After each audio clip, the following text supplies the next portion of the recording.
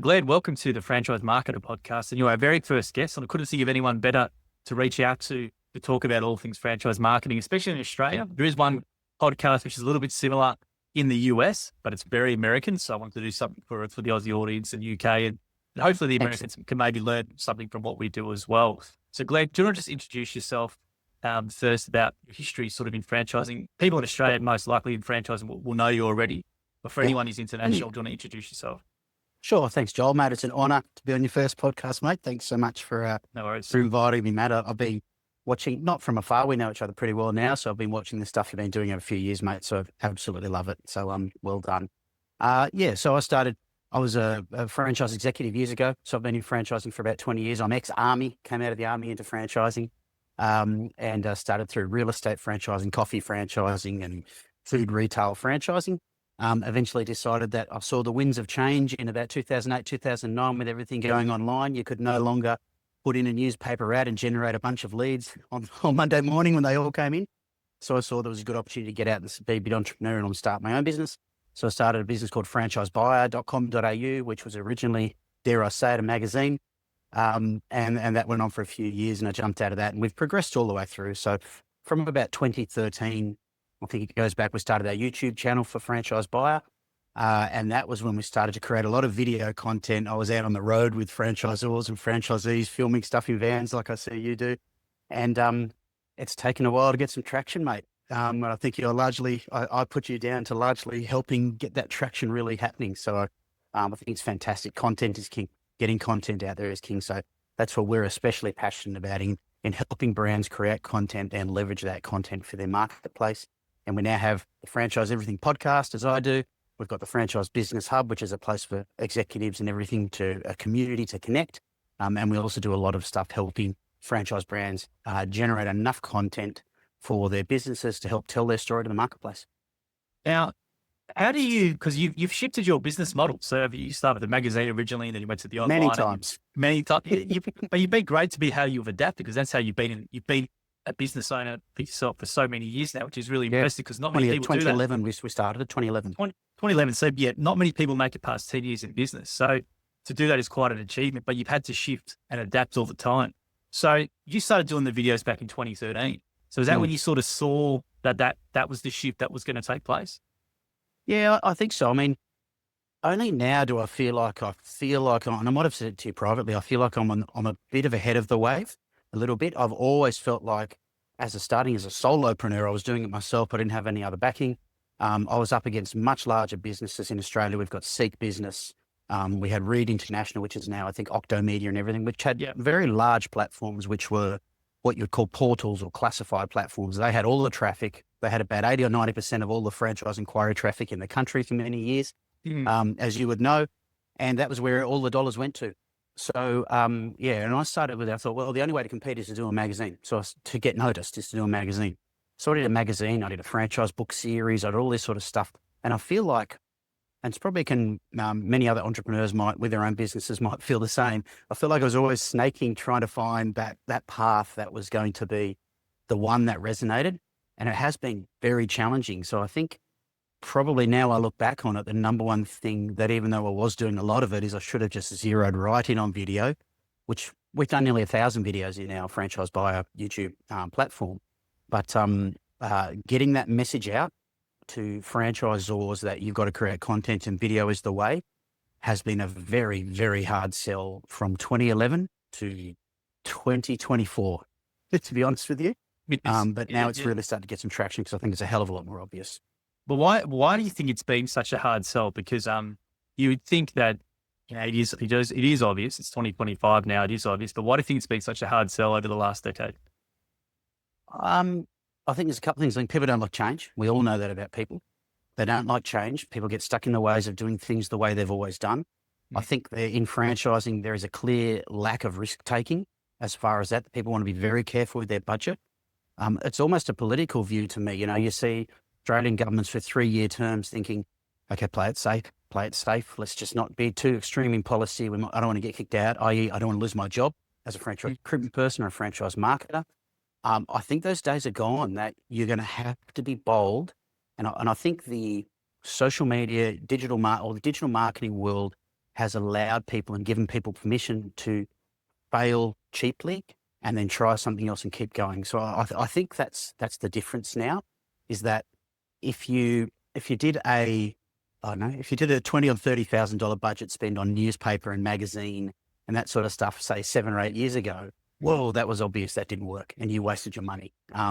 But the fact that all your competitors were there, that's why everyone just followed along and stayed there. And they stayed there till now they're starting to realize something's really not working. We're going to have to make some changes. So I think that's where the impetus is coming from. So from you, is it just been management's been the one, or the executives who do want to take a risk have been the ones sort of blocking it more than anything else? Totally. Yeah. Because I remember when I was, I'd got to go back into franchise land when I was an executive presenting to board. So I was GM of a region, Eastern Seaboard of Australia, with about 110 stores. And I remember the questions I was getting there. I'm thinking, well, these aren't really the issues that we need to be worried about. But everyone is afraid of change. They just want to keep things going, almost akin to kicking the can down the road. There can be someone else's problem. And that problem is now everyone's problem, because there is, without a doubt, the normal lead generation channels and franchise recruitment is drying up for many people who've been using traditional channels. Absolutely. And you know from yourself, when you work in those sort of roles, it's 60%, 70% political when it shouldn't be. It should be based on where's the market going and what's being done and what can we do about it, as opposed to having to try and be a politician almost and try and convince board people about TikTok and short form content and all these sorts of things. Yeah, and that's that's scary to me, because it's same as when I speak to franchisors, because I spoke to hundreds and hundreds over many years, right, with different brands in all different niches, and I hear they want their franchisees to take a risk to invest in them, but they're not prepared to take a risk as far as, okay, I need to be bold here and do something with my brand here because it's going downhill. The trends don't lie. You can see in brands, and there's no doubt in my view that there's a bunch of brands out there, Australia and internationally, that know that their brand is trending off, but thinking, let's just keep this cash cow going. Let's pull our equity out. Let's do what we need to do. See if we can bleed it for as much as we can.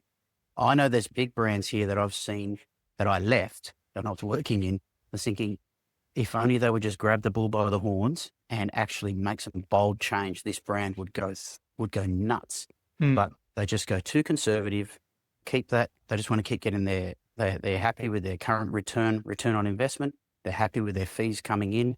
Instead of having their fees coming in there, they could double their fees in 3 or 4 years if they took a bold approach, similar to what you've done in gyms. And this is exactly the case in point, is that you've gone the bold approach, and look what it is. And if you did that and it didn't work, well, there's still no harm done.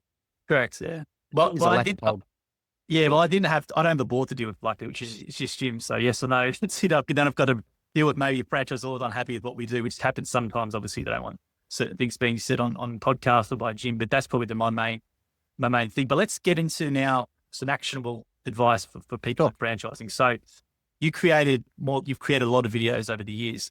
So as a franchise brand, what do you think are the non-negotiables from a video content point of view? So let's say they've got the video from 4 years ago and they want to do some new videos now. What sort of things you sort of advise people? My number one advice now that I'm coming across is what I've seen over the last 3 or 4 years as we've seen videos start to get traction. The number one piece of advice is avoid surge content creation. So the way our business has been in past is that we would do what I describe to brands as surge content. They'd spend, I don't know, 5 to 25 grand, and we do a whole heap of podcasts, we do a whole heap of store tours, we do a whole heap of this sort of stuff there. And they go, that's bad, budget done. And then you'd see them again, they do nothing else, and then you'd see them in 18 months' time and do some more. Yep. And in their current state going forward, that is simply not going to be enough. I had a brand the other day say, hey, we did all those podcasts. What else do you recommend we can do to them to get a better return on investment? I said, let's do more. That's a good return on investment for me. And what it says to me, they don't get it. They don't get it. This is not a that thing that everyone's talking about. Oh, we've done 4 podcasts. We've done 2 store tours. We've done this. Yes, we're set to go. Yes, we've given you 50 reels and 50 clips to use with. Okay, but you need a lot more than that to have a presence going forward. So that's the number one thing. Avoid surge content and invest in video. And that's let's say it's a 20 to 60 to 70K a year budget allocation to video content creation has to be done. And that could be whether you do it internally with your own person, like I know you do with a lot of your guys, or you outsource it to people like us, or a combination of, or whatever it is. Avoid surge mentality content creation would be my number one point of advice. Very cheap. And I remember Gary Vaynerchuk, regardless of what people might think of him, but I remember that you said the 4 people you needed at a company one was the full-time media person, and then obviously the finance person and operations, whatever, but full-time media person. That's what we did back in 2019. We hired one in full-time internally, and then 2 internally. And now we've got one great one, Charles, behind me. And we have an offshore team as well who do the edits. And I think it's a non-negotiable. I think what you said, the surge content mentality and that typical comment you said is the one that frustrates me, which is the ROI. I do 4 podcasts. What's the ROI? When you've got this rise of zero-click marketing now, it's not just they're looking at so many things in different areas. You've got to be sort of everywhere at all times with a consistent stream of new content for people to consume, and especially with high-ticket QSR ones when it's $350,000 or $500,000 investment. You need to provide a lot more information. I think now than what you did in the past. You can't just rely on the salesperson. Maybe a store. Yeah, absolutely. And I think, I get feedback. So we get feedback from podcasts saying, "Oh, it was fantastic. We had a person come in and say," and you would get this too. And isn't it just music to your ears when they say, a guy who just came in, I got a call from a company a couple months ago. He's left that business now, but said, "I just wanted you to know, I think you'd really get a kick out of this." A guy said, "I watched that guy on your podcast, and it was the first ever podcast we did, so it won't be hard to look back and see what brand it is." And he said, if that guy could do it, that franchise owner that I interviewed, I can do it. And he bought the franchise. Yeah, so he was inspired by that journey. Exactly right. You see, right, I hear you at training with 100 or 130, and people come up to you privately and go, "I watch you all the time," or "I listen to you at the gym or the way to work," or whatever it is. And because we're pumping out 2 to 3 podcasts a week, they're just getting indirectly sold by these real franchisees with stuff that's unedited. And yeah, it is music to our ears when we sort of hear that stuff as well. And it helps me because what they do is they go and tell Jimmy and go, "I feel like I know you," or "Watched everything of this," or "Watched everything of this." And that allows us to do more of what we do. But I think, you always need the people who engage you to do the videos. You always just need those prospects to come out and reinforce it to the management or say to them. And that's the only currency. That's the only currency you have, isn't it? Correct. And it's challenging because to people like you and I, and I'm sure to many other people watching this being franchise marketers, it is a stunning no-brainer. And people would say, "Oh, okay, we did a bunch of podcasts with you last year. We haven't got that in the budget this year. We're going to do some other things." And I think, what else are you doing? What else is there? I'm not quite sure what else you're doing. And it's interesting. There's franchise expos where a lot of people invest a lot of money in, and franchise expos, I believe, have their place for some brands, but not for others. I think that's where a lot of spend goes. And what I'd talk to any person providing marketing support services to a franchise or to any franchisor is that, where the most of the money's going is Meta. That's where most of the money's going. That's where most of the budget is going.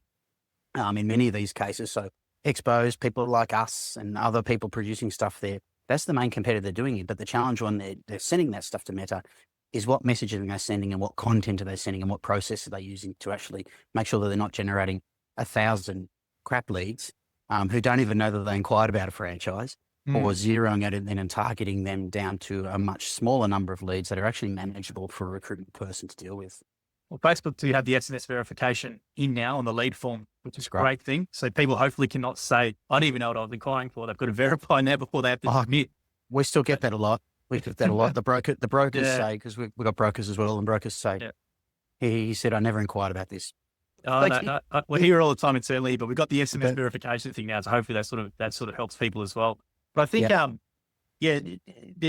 the attribution, I think, is a big problem. I think it's always a problem for marketers is attribution. So, for example, someone might listen to 10 of those podcasts, but actually inquire on the website or say it's another channel, or they might see the ad or whatever it is, and then that gets the attribution for generating the inquiry. It's actually the 20 things, or they might have seen your Franchise Everything podcast, for example, and that's the thing that actually got them to look into the brand deeper. And then 3 months later, then they inquire on the website.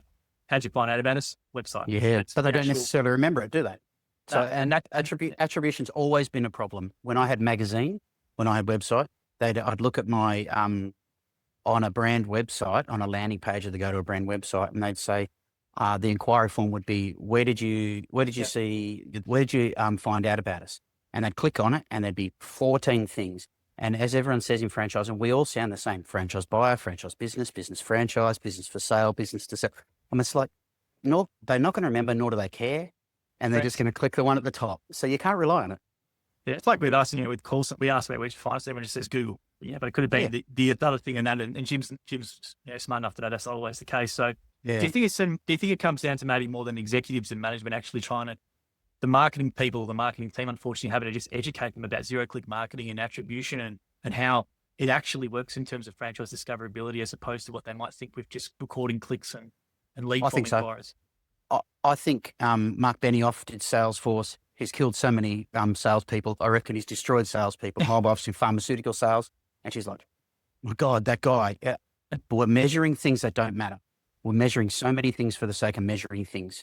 Now, what I would say to marketing executives is go to the board, go to your direct report or whatever and be passionate and say, my gut instinct as a marketer, I think we're forgetting about gut instinct and what we know what works. My gut instinct is telling 15 franchise owner journey stories and cutting them up into 150 different pieces is good content and good marketing to invest in. And if any franchise executive above them says, no, I don't think that's a good thing to go, then they have no idea about the future of marketing and franchise growth and conversion. That's true. Very, very true. And that's a hard truth that people in those positions need to hear. And I was going to say as well, with then the content types. So when you create your video packages for people, you mentioned podcasts, long form podcast, great. You mentioned store tours, which people will be familiar with if they follow your channel. What else do you suggest for brands to create? Or what do you think is the most effective sort of video styles, all types of content? Oh, it's a whole mix. It's a whole mix of it. So I like the podcast, the long form podcast. We're getting quite a lot of success and inquiry from brands wanting franchise owner short stories. And I know you are quite big on the shorter ones. Sometimes we can fall into the trap of creating these long podcasts and everything with a view like, but we'll be able to get so much content out of it. And it's probably a mistake we've made. I reckon probably over the last 12 to 18 months, we've created a lot of podcasts and then we tend to fall into the volume game. Okay, here's 30 reels, but how effective are those reels? So we're starting to adjust our strategy to, okay, we might not give you 30 reels. How about we go for 10 that are seriously got a nice hook, a good call to action, and actually really sell the message. So I think there's a danger with all the AI tools, with all the long form content creation, that we're starting to fall into a bit of a volume game. And I sort of slap myself on the wrist. It's very easy to impress someone and say, we'll give you 400 shorts. And I could create that in 3 days. And you could do that easily. So you've got to be careful on what's going to be most effective. And I think that short form content with a really good hook and everything, I think is certainly the way forward. I think adjusting and using those pieces of content like podcasts, using that platform like I need to use video to blog, turning them into blog posts as well, and just doing multiple things with that content to keep that net as wide as you possibly can. And that zero-click marketing that you refer to all the time, I think is the way to do it, because who knows where they're going to come from. Yeah, I think the comment you said about shorts is really good because with AI now, tools like Hopus Clip, you can bulk get clips, but how effective is the actual clip itself? So even internally with me here, we do a lot of volume as well. I'm always going to the boys, you need to look at how to edit for retention and how to edit for sharing. Make sure that first 3 seconds is a really good hook. So, title's really important because I think it's around 1 hour, 6 minutes on average, a person now consumes short form video. I saw you post that the other day. That was interesting.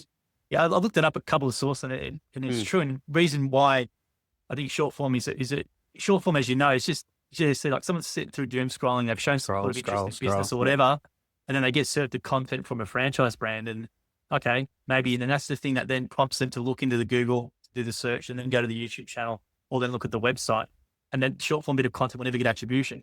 But I've had multiple franchisees in training and even come into me personally and say, oh, it's that Q&A Jim did on TikTok or that thing about that or whatever it is. That's the thing that actually then got him interested into the brand. And people, and that's the thing where I think marketing or executives at brands need to really start understanding is that generating that inquiry, you can do it so many different ways now with a short form bit of content, a carousel, LinkedIn, whatever it is. And then you've got to, and then what you said about the mass production of short form content is really, really true. It's getting, the level of production is rising. So I think now, from what I see anyway of trends, is that people want, depending on the platforms, platform dependent, but people then want a bit more scaled back, genuine stuff, a bit more raw, unfiltered, more pretty feeling stuff as well. I think there's a place for all of it, for all the styles of it. But in many ways, it just comes down to your resources to be able to produce it all. And that's the thing. And we have, like the way we're doing it, we started with one package, one content production package on a 12-month scale, because I came up with the 12-month content package now because as an outsourced provider to brands, because my view was I was sick of the surge mentality of content. Saying there's no way this can do.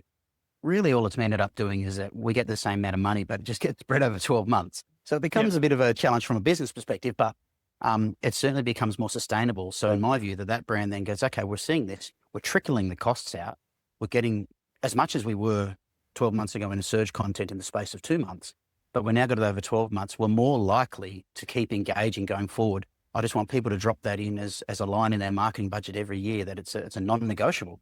And we hope to be that provider for many brands going forward, because I think it's the most logical way to do it. Yeah, I think that 12-month thing gives a chance as well for it to work. That 12-month, they're not going to buy a franchise either, no, or within 2 weeks like we all want them to do. But I think that 12-month time period of forcing a company almost to sort of stick to it for 12 months is really smart, because that's how long it can take sometimes. We've got people watching stuff for 3 years before they even inquire. So it's definitely a long-term play. It is. I interviewed a pack and send franchise owner couple up in Brisbane about 4 or 5 weeks ago, and that'll be out shortly. And when I was talking to them, they had, it's 2025 now, first inquired in 2019. There you go. Can you believe that? First inquired in 2019. Right. And they were never disengaged. Luke said there that they, every now and again, they checked in, but the timing just wasn't right. And many brands would just go, no, they're done, they're not interested. And wouldn't have put them into any engagement or nurturing funnel and everything, or at least get a newsletter every month or whatever it may be. So there are riches in being patient.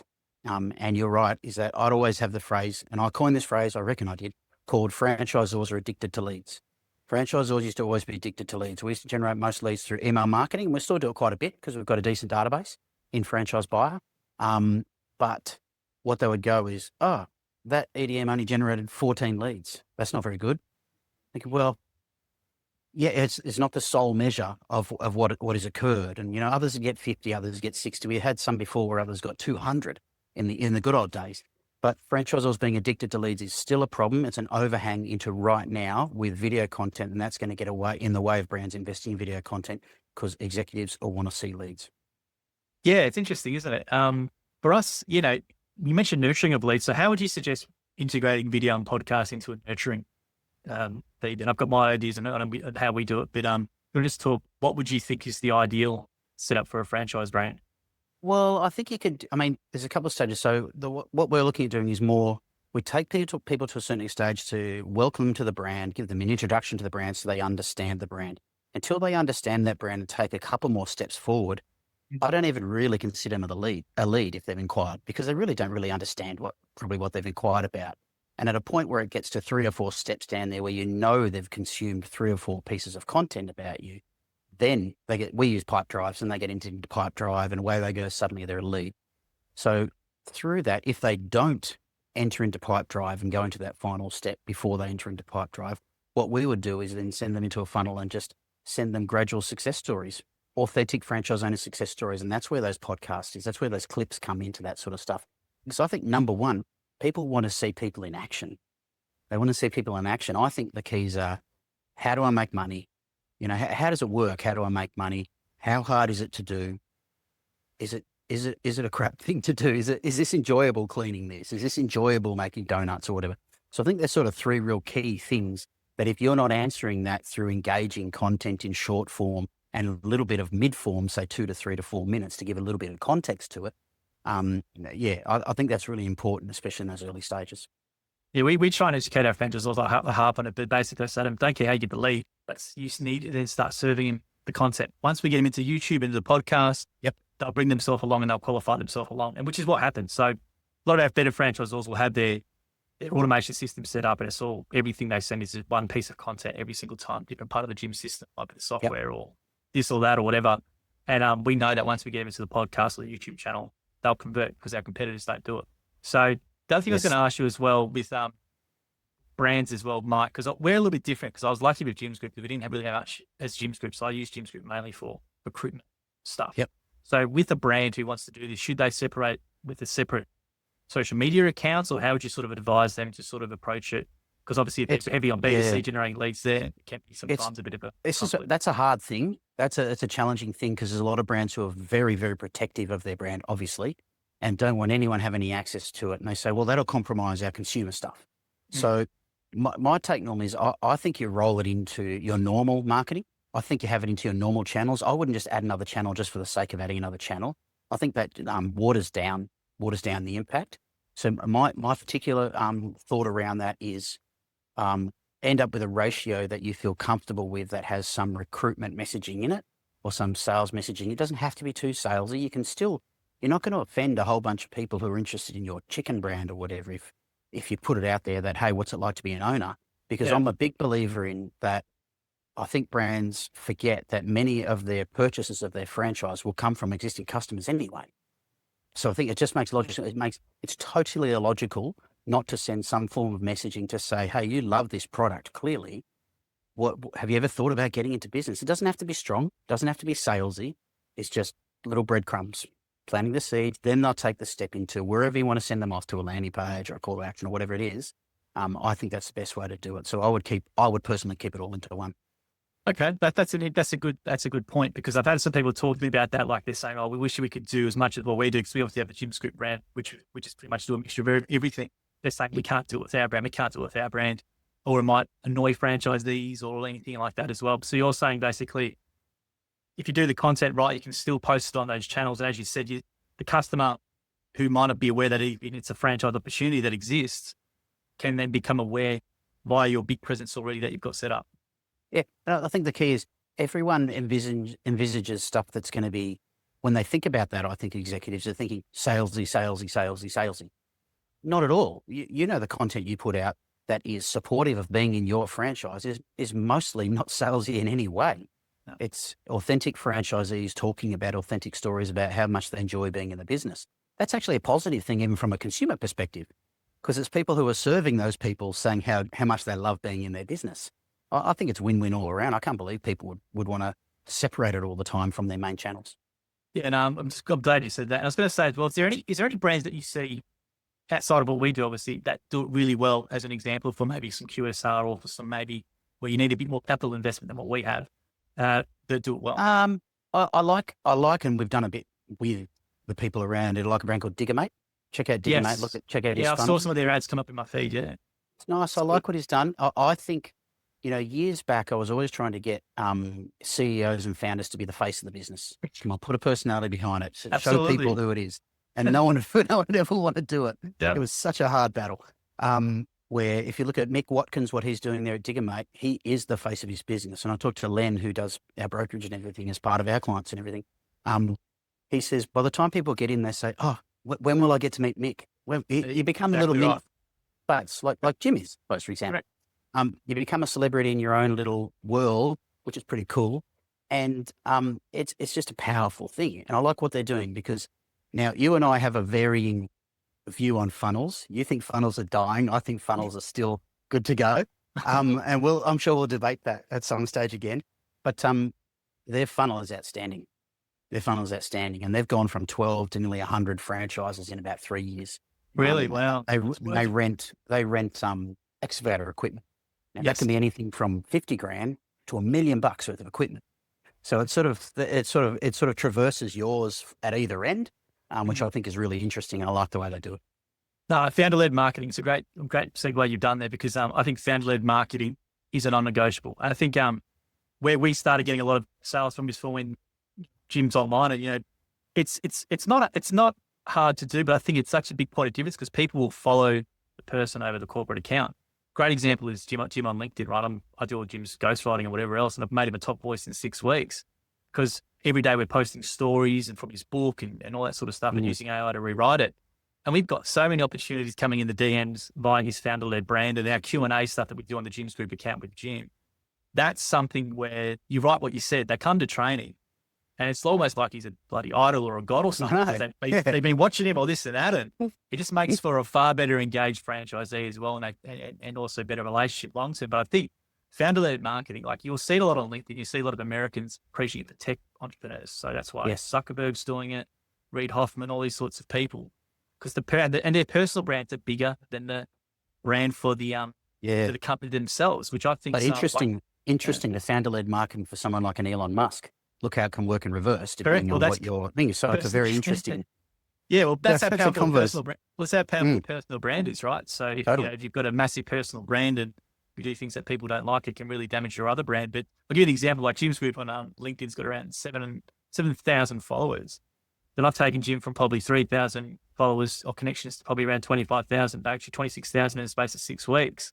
So that's just with founder-led content and marketing. Is that his personal or the company? Yeah, personal one. That's personal. Oh, that's good. Yeah, personal.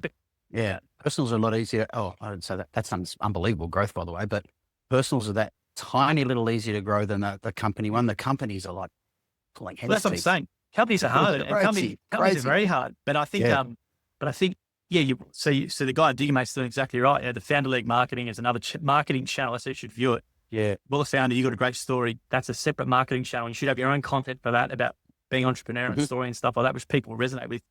They'll even look at your other brand. They'll come in via that personal brand channel, which is what we're finding in now as well. Exactly. And I think, and it goes back to the Gary Vee thing. I know you and I both disciples of Gary Vee, is that, and Gary talks about how much stuff he creates. Why don't you outsource it to other people and give this stuff to do it? No, he sees it as his role. So I think a future way forward for franchisors and people who want to grow their franchise is that founder needs to see it as their role to be the absolute loudest voice about their business. Yep. And we see it sometimes, but they just dip their toe in the water with, I post every day on LinkedIn. No, I don't care. Have you got a podcast? Have you created a podcast where you're interviewing other franchise executives in the sector? So we're trying to do a lot of that sort of stuff right now. Is we've started to move into producing podcasts for other brands in the Australian market. And the other thing we're doing is trying to help brands produce internal podcasts for their franchisees as well, to help with their communication, because they're seeing very poor open rates of newsletters. So I think the podcast and video space and everything has got so much scope and power for a franchise brand if they decide to invest in it and run with it. And it's not a 1-month program. It is invest over a couple of years and you'll get similar to the outcome that you've had. Well, you've grown what? How many have you grown added in the last few years? 2005 or 6 years, yeah. So I think it's essential, absolutely essential video investment in the video for it, because it'll pay back in spades.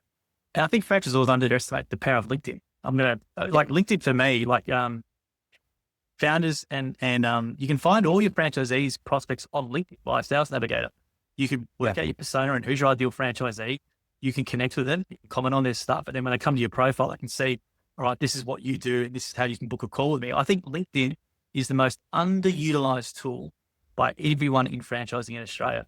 It's the most underutilized thing. People don't have a proper cover photo. They don't have a featured link section with a lead magnet. They don't have a link to book in a time with them. Like, you can find, there's more than 1 billion users on LinkedIn. And these are people who are high net worth and got corporate, the ideal franchisees. And you've got the ability to go and then interact with their content, send them a DM, all these sorts of things to make it aware that exists for free. Yeah. So have you got what's your hit rate of franchisees coming out of LinkedIn compared to other platforms? So people say corporate types down, saying redundant, downscaling. Okay, I want to go do my own business. Yeah. So I don't really know, because I've never had someone come up to me and say via LinkedIn they bought the franchise, but now because Jim is so active on LinkedIn, he's 26,000 followers or what he's got now. We've got people sending, like, his DMs are stacked with questions. So whether they turn into sales or not is another story. But being able to make, hopefully we can somehow work that out. But I'm just waiting for the one person who comes in and says, I follow you on LinkedIn, Jim, or something like that. That's all I need. But I agree. I think franchisors, just cover before you go on the next thread. I think franchising, and we're guilty of it as well, I would say, is that we primarily use LinkedIn for franchise executive engagement. I think that's what most of us do. Most people are using franchise executive engagement to be seen maybe for the next role. That's how I think it most. LinkedIn is the platform for selling. It's got nearly 1 billion users. It's the best. I'll call it a social media platform now, as opposed to professional networking. I think it's the most friendliest platform. Everyone's got accountability because of the name and their thing. It's very low trolls. So if there's one social media platform, if you don't like social media, you actually want to post on and get and maybe have a dabble in as an executive or someone is LinkedIn, because the Sales Navigator feature is really powerful. And I think it's really underutilized. And I think if you're a founder and you want to dabble in founder-led marketing, I think LinkedIn is the way to go. And I think that's a good idea, is that if you're going to do this sort of stuff, just zero in. You don't have to cover every platform. Just focus yourself up, get your strategy right, and go for that one. I think that's a really good start. And I think also not just for prospects, but from opportunities with suppliers or some sort of synergy with some deals and stuff that people know exist. We've had so many Jim's partners now that come via LinkedIn, which we would never have got via email because they wouldn't have got via email before or via the front office. So it's a great opportunity. And I think LinkedIn as a platform is definitely changing a lot. There's obviously video and stuff on it, but I think the whole networking thing and people, might cringe at some of the stuff that goes on there. But I think as a platform, it's really underutilized by franchisors and franchise brands in Australia because billion users, corporates, high net worth people, that all on there. Yeah, I agree. So cool. You've inspired me. I'll do more on there now. Going for it too. I'm a big on it now. Like I've been getting to a few people on it, and I want to do a product for myself around it to help people using AI to do it. But the systems, if you use it properly, it's a pretty powerful tool for people. Yes. I was going to say then with your offering. So you're offering a 12-month package. So is that like every 3 months you come out and film content, or how do you do it? It's actually, that's rule of thumb, but we play it by ear. So, the difficulty with video production, and a lot of brands would face this while they're doing it, is travel costs are a killer. The travel costs can cost as much as it is to actually do it and edit it and everything else. So we try and minimize that. So what we do is we're just really open with brands. We try and work really closely, really collaboratively, and just do a working on basis. Hey, we're going to be in Sydney for 2 days. Let's fit in some stuff here. We'll do some stuff. This is the stuff we'll do. Let's come down and do it. Then we'd go to that next brand that we work with in the afternoon, and we just do it like that. That's how we've been able to manage it. We're working 3-month marketing campaigns now. We started with just being a bit loose, to be honest with you, which is my nature. I'll produce a bunch of stuff and we'll spread it out across the year. Yeah. But now I think it's more, doing 12-month calendar, I think is pointless, especially when you're doing, because content, you're trying to react to a lot of stuff going on as well. Mm-hmm. So, and new opportunities emerge throughout the year that you didn't necessarily know about in November, but something comes up in July. So a marketing plan that has the outcomes you want to achieve is fine for that year, for the entire plan and what success looks like. But we're breaking it more into 3-month blocks and then break it into maybe production sprints. So we might do a 4-week sprint. We get it done and all out of the way. We've been guilty of producing 10, I'd do 8 or 9 podcasts in one afternoon. I know you've done similar stuff there. Cool. And sometimes those, we didn't edit them all at once. So my advice to people going forward is when you're doing stuff, get it all edited, get it all ready, get it publish ready, so you can pull the trigger on it in whatever you do when you're ready to go, even if it's 1, 2, 3 months down the track. Let's talk about repurposing distribution. So what do you advise, like, go, right, here's a content pack, here's all the video. Yep. Sometimes they'd probably go, well, what do we do with it, right? So how do you tell them, or how do you advise them on repurposing, or how they can repurpose it for one, and then should they distribute it? And that's a challenge, because most brands, what they think is, hey, I've got this stuff there, I'm going to put it on Instagram and it'll just work. That does happen quite a lot, right? So that is a bit of a challenge there. So we're always talking to brands about, you're going to have to reinvest. You're going to have to boost some of this stuff, put your organic stuff out there, see what resonates the best. The Gary Vee model, see what resonates best, boost it, get it up there happening.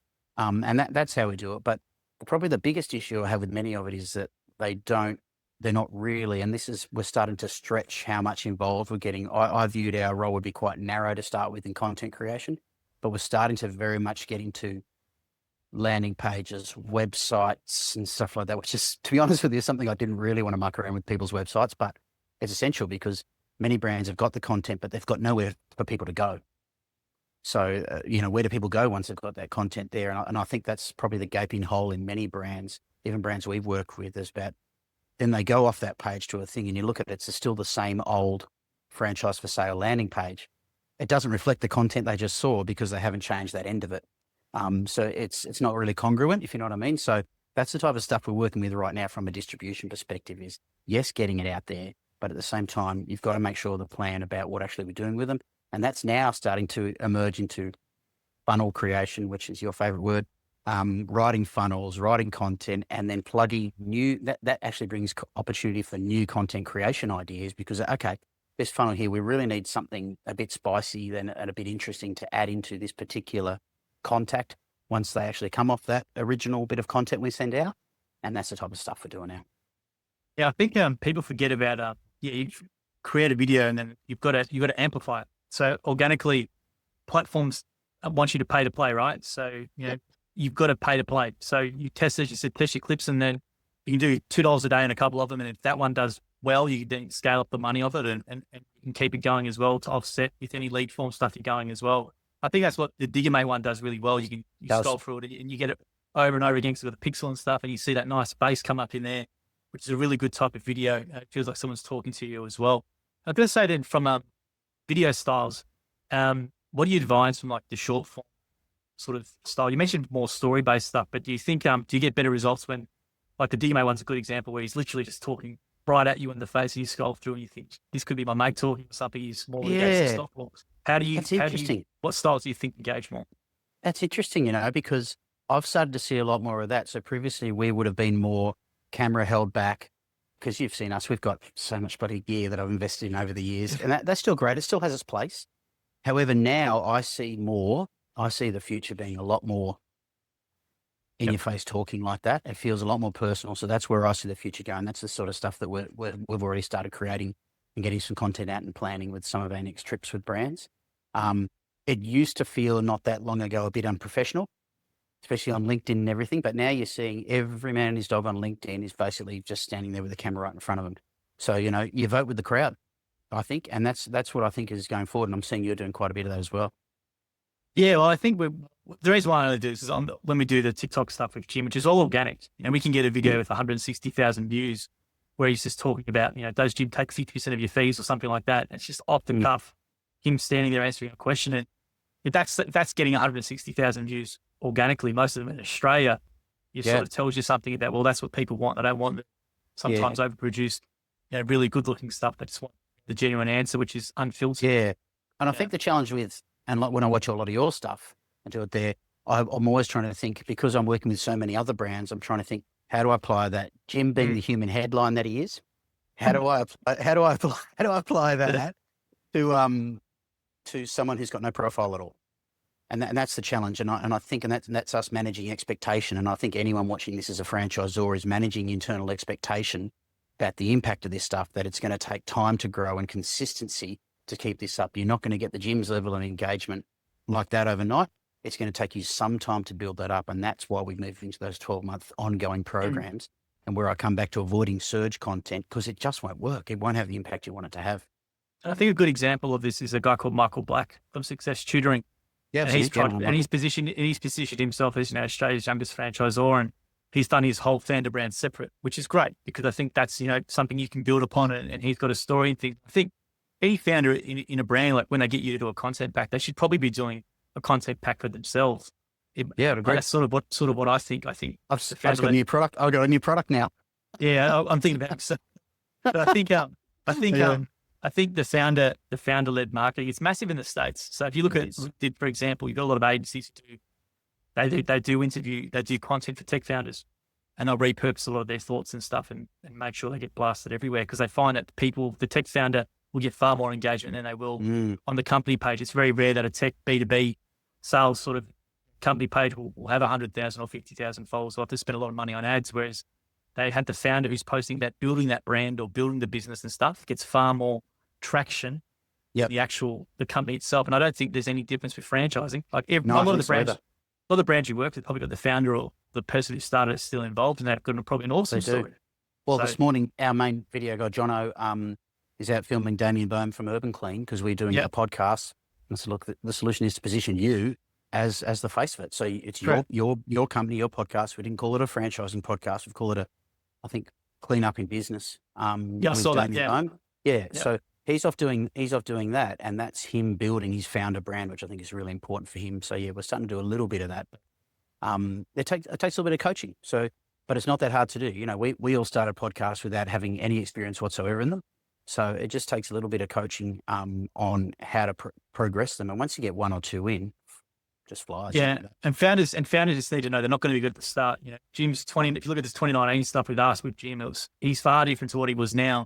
So, give it a year or two, do get better at speaking and be a bit more confident, be a bit more bold and stuff. And if you want to get that, and also from a digital PR perspective, if you've got some really good short form content, some controversial statements, it gets picked up by the Daily Mail and news.com.au, and you get Yeah, it's happened to us. I've seen you get picked up many times, good and bad, good and bad reasons. Good and bad, but we don't EPR's good PR. So it's all, but that's all done from the short form stuff. And there's no reason why like a Damien or someone could have a statement about a short form bit of content and the journos who scroll through TikTok or Instagram or whatever comes across it, if it blows up a bit, and the next thing you know, you've got an article on national coverage.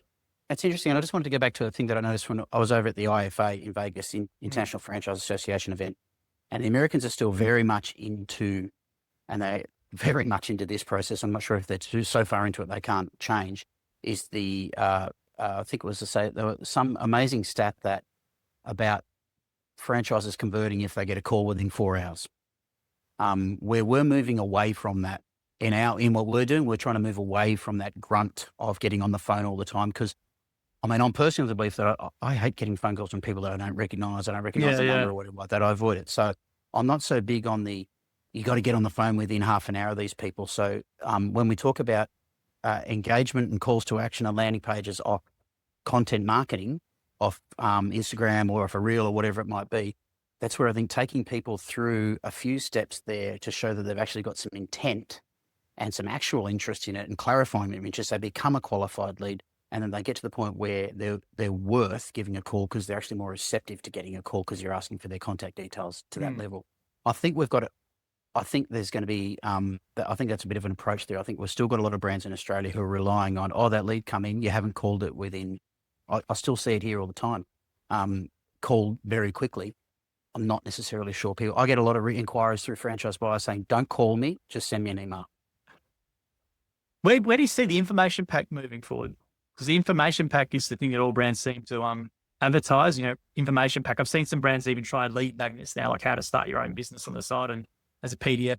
What information packs? What's a good one? Should they be moving to more, you're just integrating your video content in there, or should you still have the static information from 5 years ago?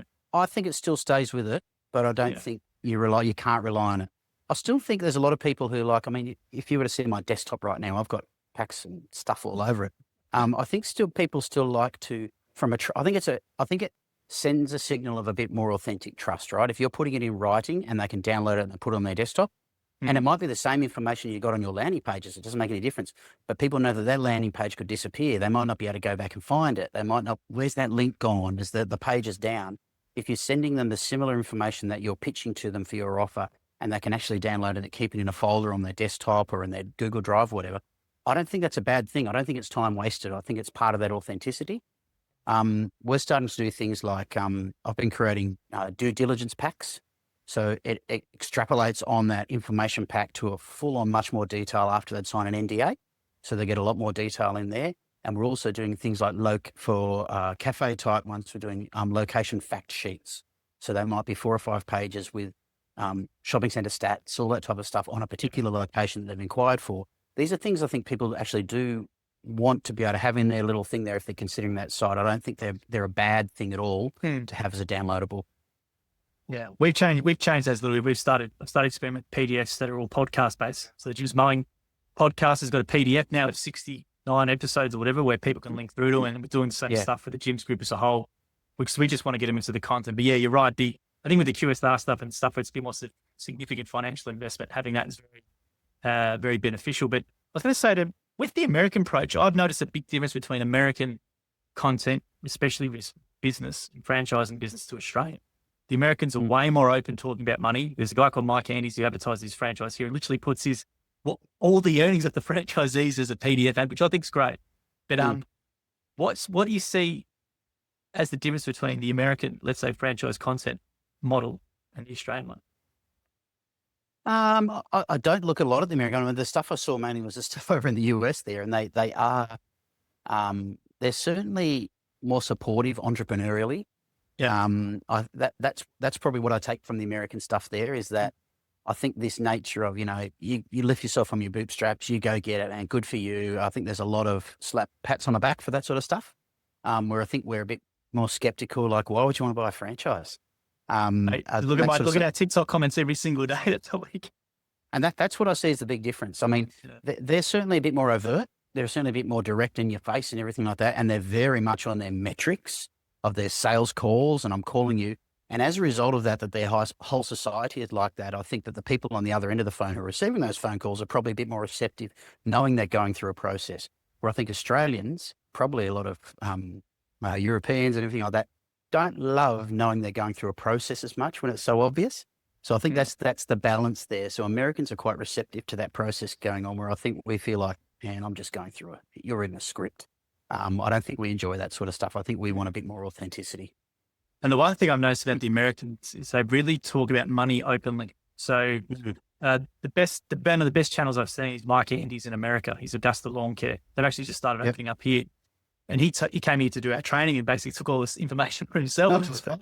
He gave a talk, but he gave a talk in a seminar, which he told me he charged us $30,000 for free, which is good. You're giving away too much, mate. You're giving away too much. No, but I interviewed Mike and I asked him about how much he spends, because he has 5 companies. He's a genius. He's like 27. He's a multi-millionaire, but he spends $1.6 million US on his media team. So 10 video guys, and they do thumbnails. $1.6 million US he spends on video content a year.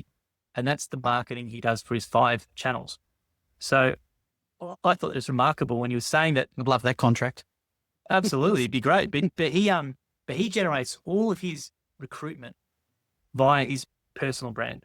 So he does a little bit of it. He does hardly any outbound. He does hardly any outbound ads, but he generates all his sales. Even the first guy I got in Australia was via his personal brand YouTube channel. Mike Andy's a really good watch for anyone.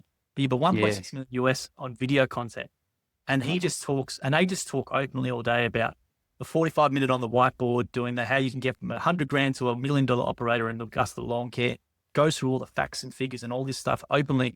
Whereas I think in Australia, we're still very talking about money openly.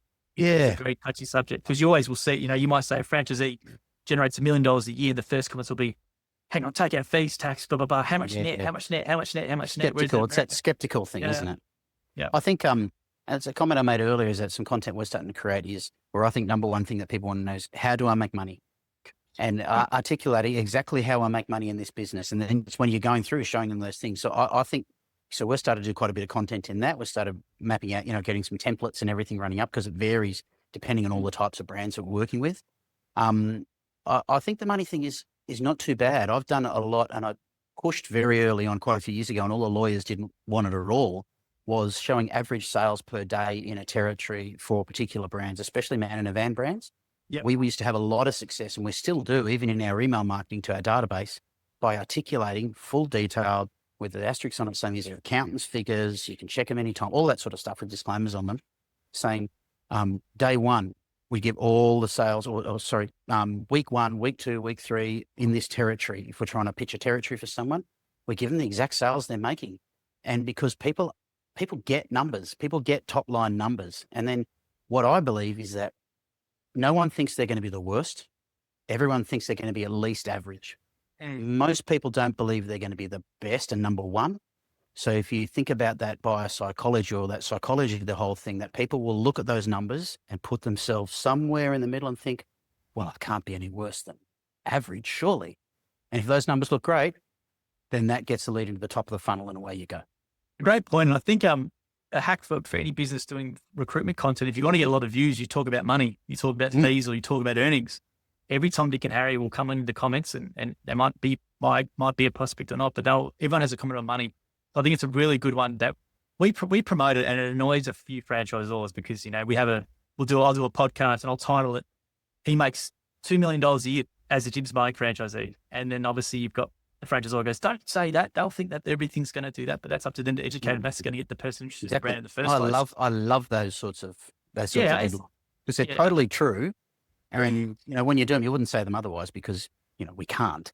But this is the American to Australian difference. All the American videos, like you watch, like Cody Sanchez and these things, they're all titled with money. Then over here, as soon as you title with money, I get complaints at times. So it's a bit annoying. It's a balance, because that's the title that's getting people actually involved in the brand. If you post, this guy has a business with 10 people or whatever, whereas opposed to this guy is generating $2 million revenue with 4 staff. Here's how. There's a massive difference there. Whereas there's no doubt top line numbers generate leads. Top line numbers generate leads, and then the funnel and everything you go through, or the education and content you've got there, is what puts all of that in context for that person. I get a bit sick of trying to articulate lifestyle. I just like, there's no brand in Australia that I've ever worked with that doesn't have a great lifestyle. And we know that not to be true, because I'm a small business owner. I know that not to be true. So it depends what it is. So that's one that I grapple with all the time, that I think that's a bit of a weak sales point in many cases, unless you can properly articulate there and show that, like you do, day in the life. Here we go. Not corporate videos, dropping the kids at school, shaking hands. Oh, bye. They irritate me, those sorts of things. I've seen a few of those. I've seen a few of those from some other brands. I'm not going to name names. One was quite big. I see them and I just instantly think, all right, they're actors, they're not real franchisees. Even the recruitment ads they were using are models or people who are franchisees in their recruitment content. I just thought that's just ridiculous. And that's why I think we're a little bit different, because we've got such a large base of people who can do it. So it could be Indian community, Chinese community, or a truckie bloke who probably doesn't speak the best, but we interview anyone. Then the 50-year-old guy who might not speak the best or whatever, but that's the guy who might resonate with the person watching it because they can see themselves in that guy. So with selection, have you ever had any problem rocking up to a job when the franchisee wasn't engaged, or how do you coach them on video, or when you get out there, how do you sort of coach the person to get? Because everyone can go, I'll be on video. Yep.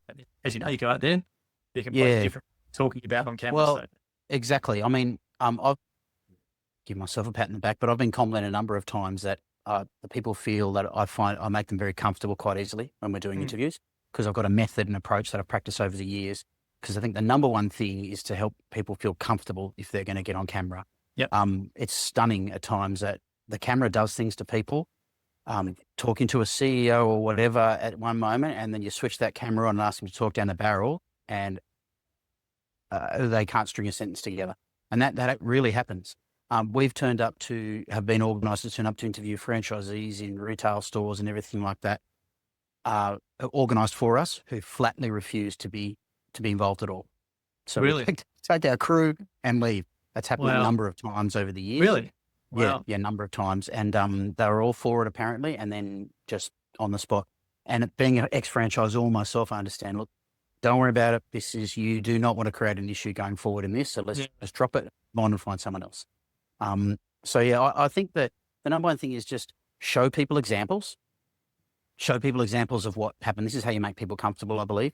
Give them a written brief of these are the types of questions you're going to be asked, and this is how the day is going to run. And they do it, get there early, so you're not racing and rushing. Okay, we've only got 10 minutes to get this done, so we've got to go to our next gig.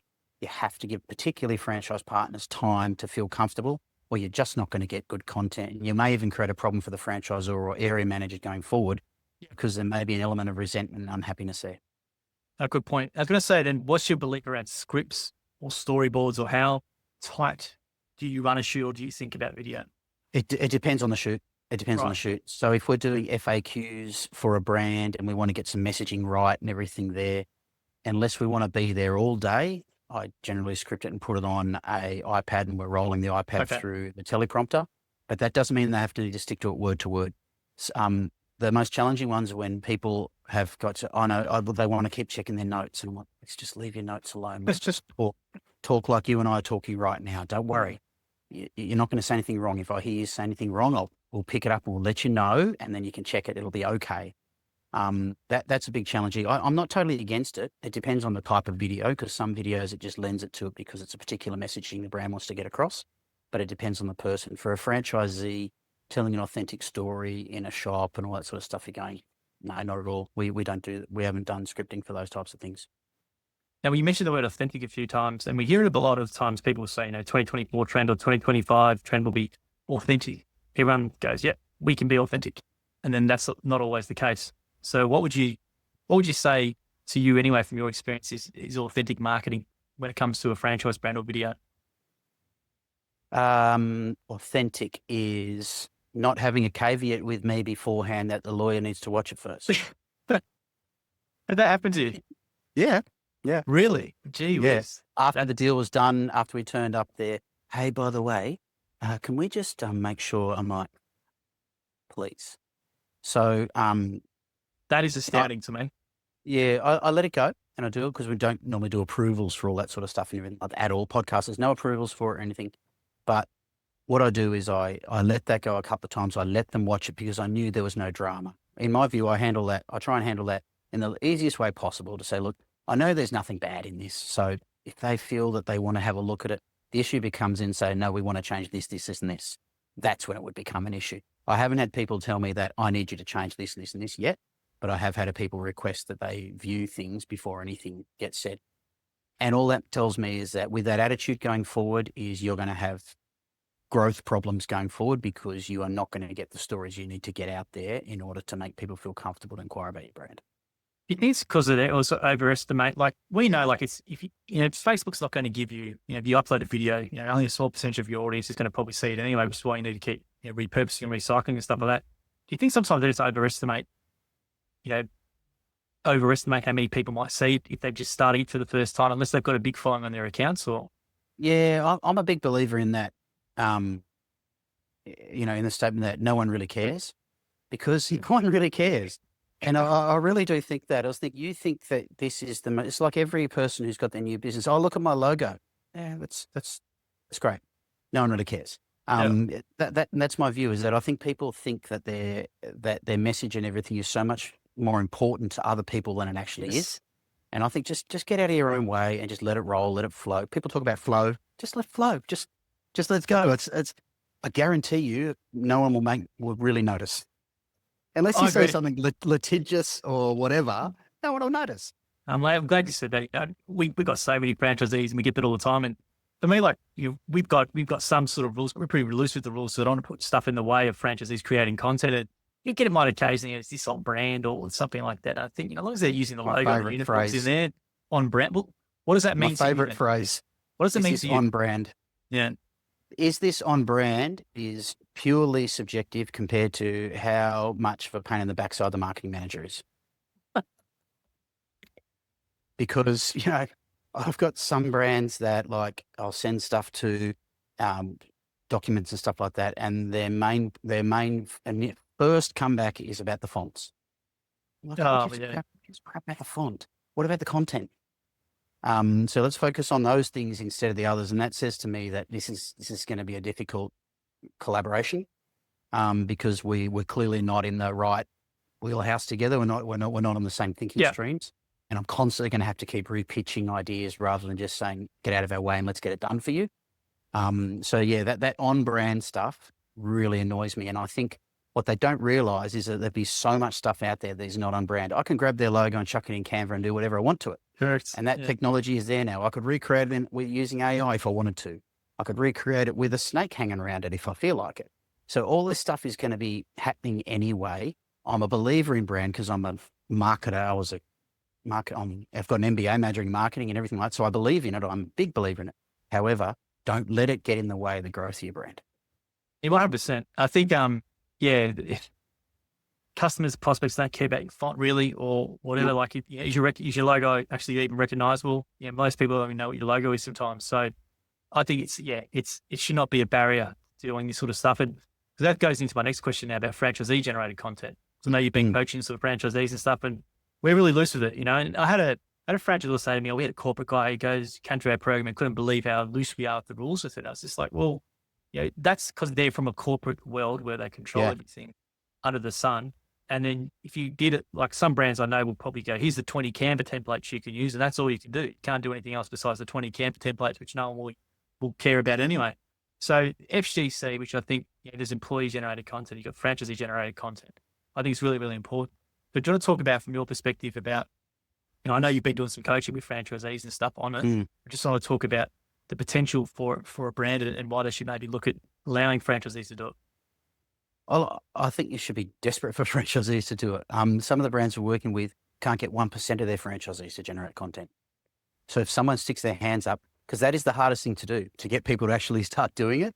So I think just get out of their way is my point, is that control it as you do going forward and say, give them feedback and find the boundaries, work with it. Because normally you're going to have 2 or 3 or 4 people within that brand who are absolute guns.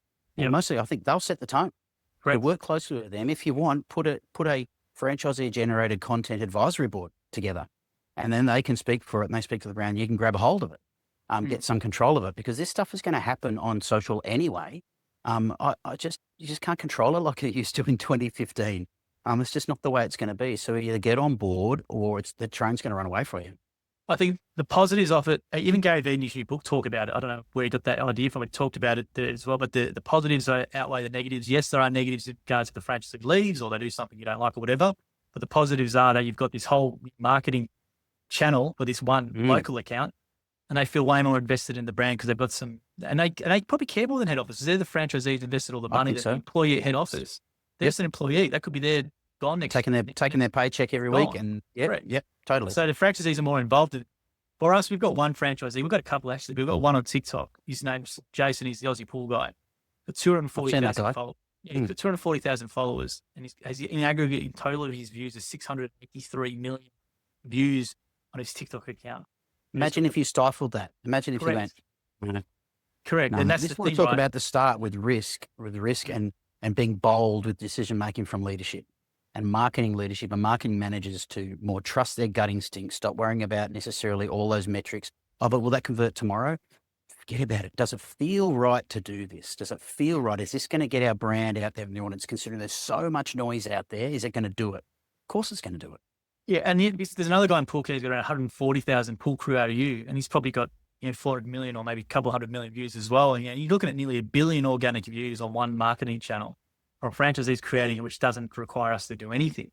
You know what I mean? And I think it's amazing for the brand and for the division.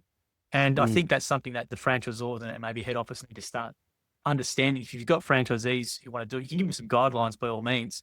But my concern is you've got these marketing, these franchise SaaS companies now that are offering products.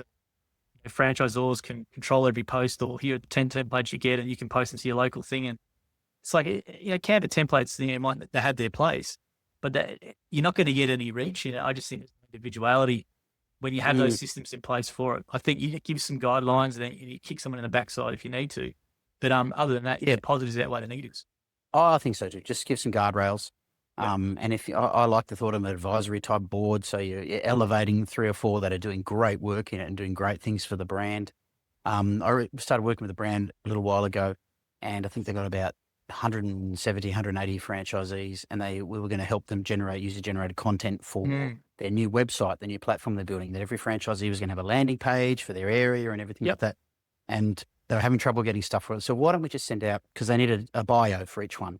I said, okay, let's create a Google form. I sent out a Google form, so this is what we're using it for and everything. They got one response out of all those franchisees. So not uncommon at all. I know it well. And then the only way we got around that was to use a Airtasker approach. Was okay, if we're not going to do it, let's get an Airtasker in Perth, Sydney, Adelaide, Melbourne, Darwin, wherever, which keeps our costs right down, because there's freelancers always looking for extra work.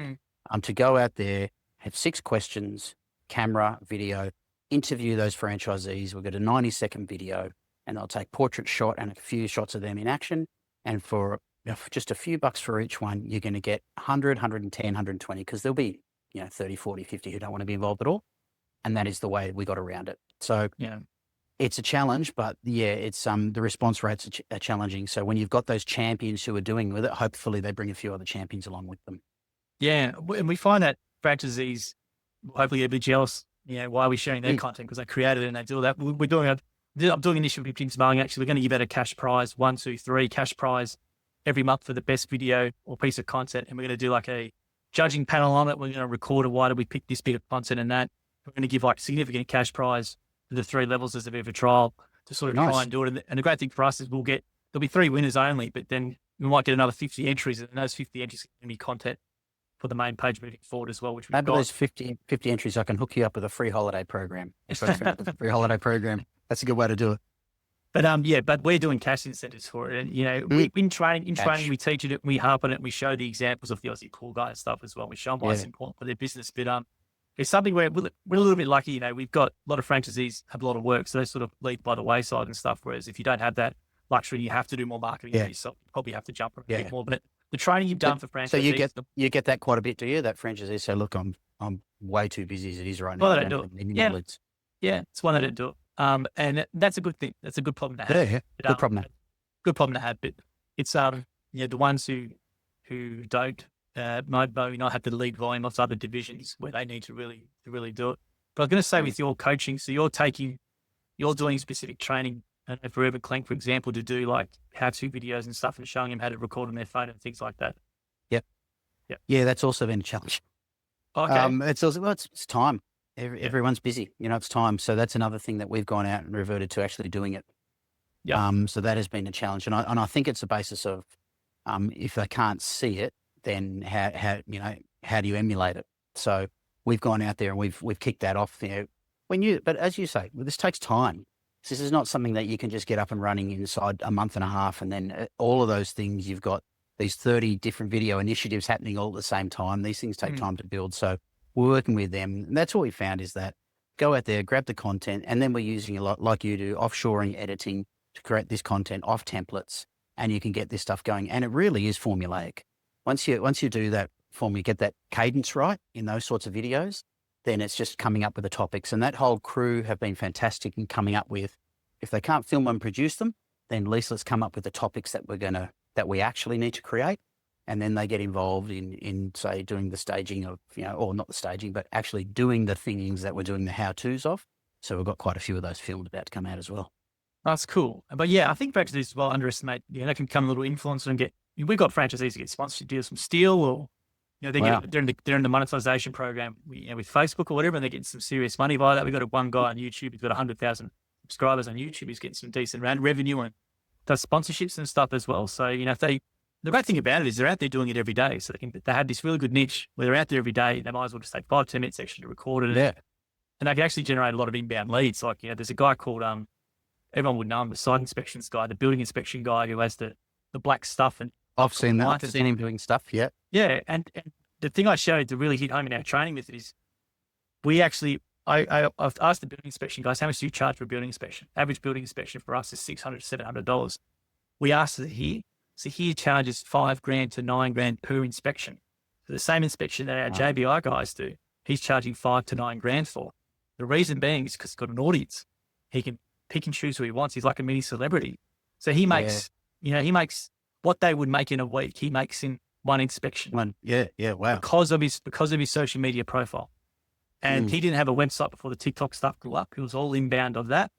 But that's just sort of to show that to franchisees doesn't, during QSR, local home services or whatever, if you really commit to it and do it, like he's like, top level guy. He obviously loves doing the videos and stuff like that.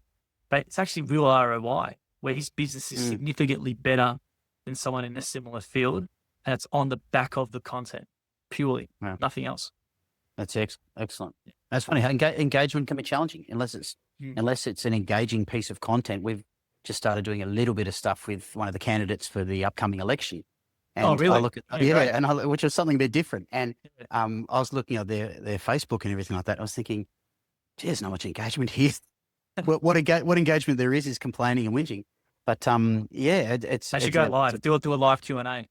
So I advised a politician down here called Richard Riordan, and he did live Q&A, and obviously opened you up to a whole bunch of stuff. But I think people at least appreciate the authenticity that you're actually live on a platform and people can actually interact with you, and you can actually even make some fun with it and tackle the negative questions and address them and be a bit cheeky. But politicians is an interesting one with the content. It is. I found it quite interesting to have a look at that bit of a play with it. We didn't do a lot with it, but just a little bit of stuff. And more than anything, I saw gaps. And opportunities. So a politician that can really come to grips with the exact type of marketing that we're talking about right now.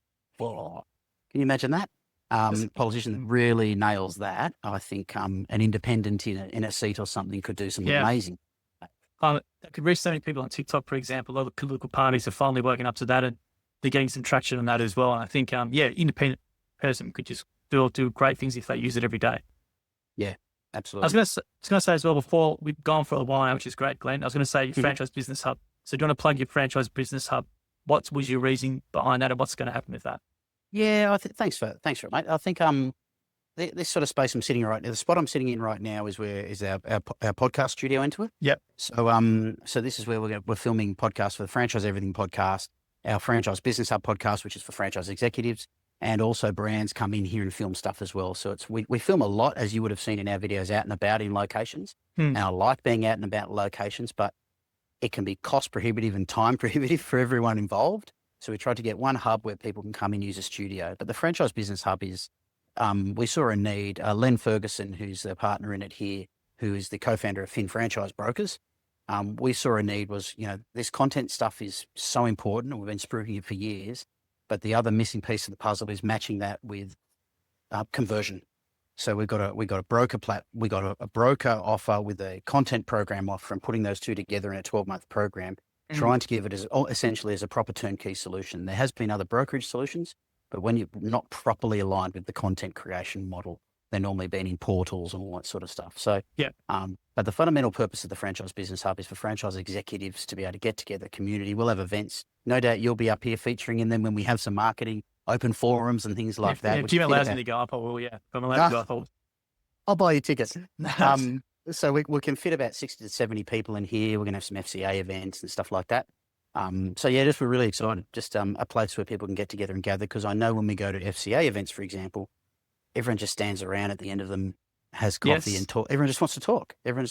And we want to create a space like that. I think it's been great, Glenn. I think you finally get some traction when you've been on this. You've been really early into the market with this sort of thing. I think almost too early for people to wake up to it finally. Exactly. And finally, you're starting to get some traction after many times. It's great to see. And even the FCA started a podcast, I think, which is cool. Yeah, we're filming the FCA's podcast as well. Yeah, you're doing the FCA one. So that's great. And I think that's you've done a lot of good work in terms of promoting everything. And it's great to see you finally get some traction, and hopefully, because look, the thing is with me, like I share a lot of information because I know there's a lot of people to go around. We're not, for us, franchise inquiries is not a problem. It's always the sales and converting. So for us, I don't mind sharing this, but there's a lot to go around, and it's a great industry for people who come in from, change their life completely. Absolutely. I'm a big believer in it. Yep, big believer in it, as well as that you've got a ready-made business model there with a small fee essentially, and away you go and tap into an income stream. So I think franchising done well is excellent. 100%. I think because it's got such a dirty word to it. And if you ask the average punter in the street what they thought about franchises, I think 9 out of 10 responses would be negative. So I think, the content part of it is the bridge to change perceptions. And we're doing our part, you're doing your part with the brands that you work with. But I think there's so much more opportunity for the other brands to do their part as well, and actually promote that franchising is not negative. It's when you've got a good model, it's a bloody good thing to do, and it can create wealth for a person who, quite frankly, would be stuck in a place, as a wage slave or something like that for many years. Whereas this vehicle can really change their life, and we have those people, and we've got to communicate those stories better. But absolutely, we'll just keep telling those stories, as many as we can do. Franchise owner journeys are the number one thing we do, which is really exciting. Now, Glenn, if people want to learn more about you, what do they need to find? What do they need to Google? Go franchisebusinesshub.com.au. You'll see us on there, or you can even jump on our website, franchisebuyer.com.au. So we're in both of those locations, and you'll catch me there, or check me out on LinkedIn. You and I will both be there as always. That'd be great, mate. And what's your video business as well? Is that a separate business they can engage, or? I've got magnetic business media, but that was for non-franchise stuff there. So we rolled that into the Franchise Business Hub and spun that off, and helping non-franchised cafes and construction business and everything. Why not do a little bit of extra stuff on the side there while we've got the capacity to do some other things non-franchise related? Awesome. Well, thank you very much for your time, Glenn. I couldn't have sort of the better guest. I think this has been a great interview. I think a lot of people hopefully will get a lot out of it and take some action too as well. If you want my little tip book there as well, people can scan that QR code. I downloaded that this morning. I haven't got hopefully it's not too much rambling, but I'll be curious to hear your thoughts on it. No worries. Cheers. I look forward to it. Thanks again, Joel. See you, mate.